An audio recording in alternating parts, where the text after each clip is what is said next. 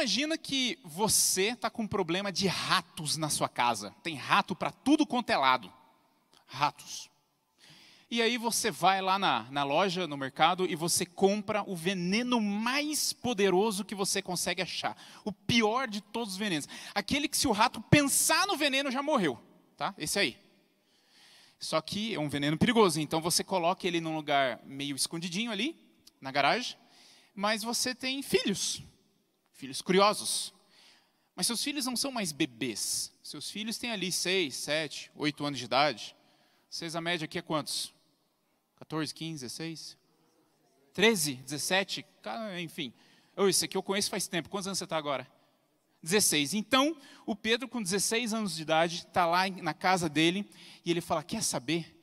Tem uma garrafinha bonitinha lá na garagem. O meu pai falou que não é para eu mexer nela.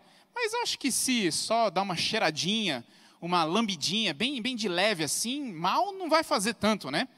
E o pai dele falou assim, Pedro, é o seguinte, se você beber esse veneno, você vai morrer. E ele falou, deve ser bom o negócio, porque meu pai falou que se eu beber, ele me mata. Aí ele vai para a garagem, pega a garrafinha e bebe inteirinha. Aí, com essa carinha dele ali, está estribuchando no chão da garagem, de repente chega o pai dele, e fala assim, filho, Pedro, o que você fez, cara? Fala, pois é, pai, desculpa, eu desobedeci você, me desculpa, me perdoa, eu desobedeci, me perdoe. Pergunta, o problema dele agora é receber o perdão do pai? Sim ou não? O problema, você acha que o pai está tendo dificuldades em perdoar?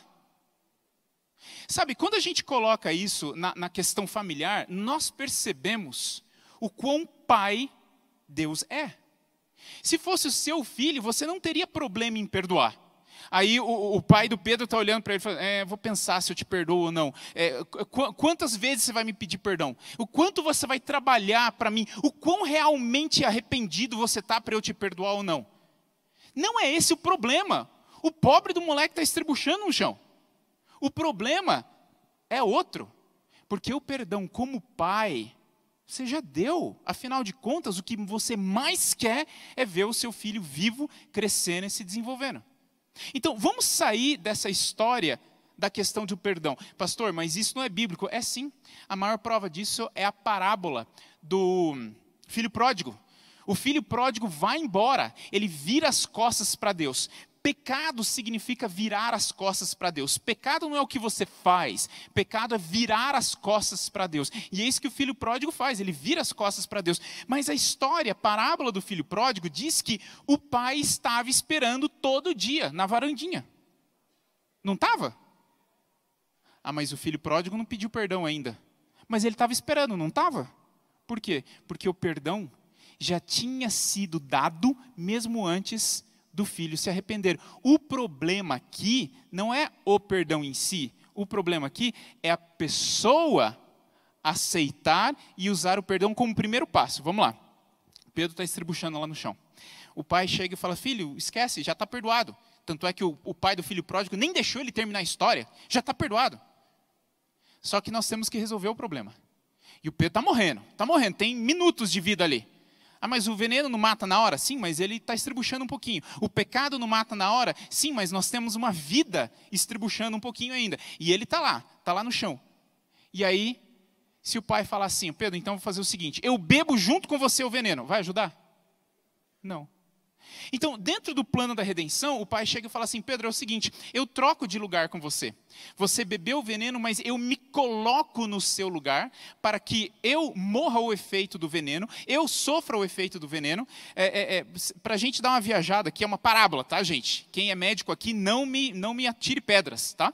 É como se você falasse assim, então vou fazer o seguinte, filho, você tem segundos de vida, então eu vou fazer uma sangria aqui, tirar o seu sangue e vou dar o meu sangue para você. Pai, mas e você? Eu vou morrer. Porque eu vou viver a consequência da escolha que você fez. Você bebeu veneno, mas quem morre no lugar sou eu. E você, com o meu sangue, usando as palavras de Cristo, né? Por causa do meu sangue, você permanece vivo. Agora deixa eu fazer uma pergunta para você, vamos lá. Houve perdão da parte do pai, sim ou não? Houve. Houve, Pedro? Houve. Segundo, houve arrependimento do Pedro, sim ou não? Houve, Pedro? Houve. Terceiro, olha só, o pai morreu, o Pedro viveu.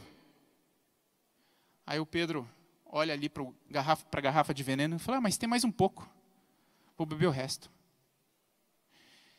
Deixa eu fazer uma pergunta para você.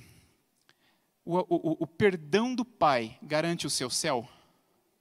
Não. O perdão do pai garante a salvação? Não. O seu arrependimento garante a salvação?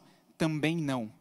É necessário que você desenvolva um caráter onde você faça escolhas inteligentes, onde você não se aproxima mais dos venenos, onde você passa a confiar na palavra do Pai, onde você passa a entender que quando o Pai fala, ali tem um veneno, não beba, você fala assim, não é porque Ele quer o pior para mim, é porque Ele quer o melhor para mim.